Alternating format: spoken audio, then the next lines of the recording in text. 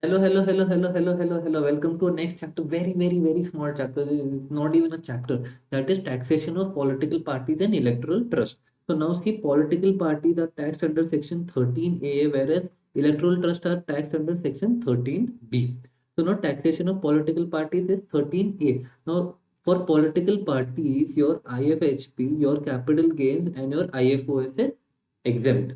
Okay, your PGBP will be taxable and salary is not applicable because political parties cannot receive any salary. So these are your five heads of income. Basically, end of the day, what you have to remember, PGBP is taxable. Now, PGBP is taxable only and only if an IFHP, CG and IFS are exempt only if the following conditions are satisfied. That is, if it maintains books of accounts, the books of accounts are audited.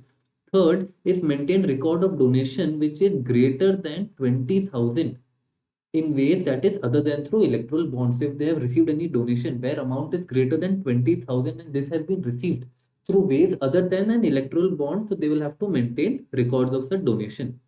If you have to receive an amount greater than 2,000, it has to be in the form of either account pay check, DD or any electronic mode because cash is allowed only up to 2,000. And your last point is they should file return up to the due date. Okay, so these are the conditions that they have to maintain. First is maintain books of accounts. Books of accounts should be audited. Third is if they receive any donation greater than 20,000 in ways other than electoral bond, they have to keep information. Then for receiving amount greater than 2,000 should be in ways either electronic mode, DD, or it should be by an account pay check. Cash is allowed up to 2,000 cash is allowed, and last is they should file return up to the due date. Okay, now next is the voluntary contribution received by electoral trust.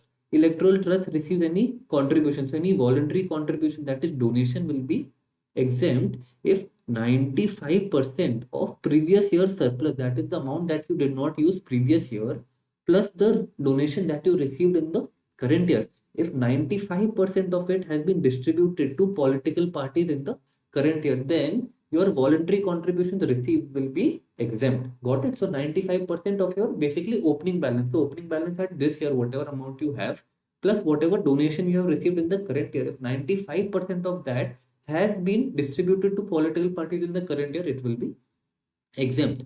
They cannot receive donation from individuals who are non-citizens of India. Next is they cannot receive any donation from another electoral trust. They cannot receive from a government company, from any foreign source.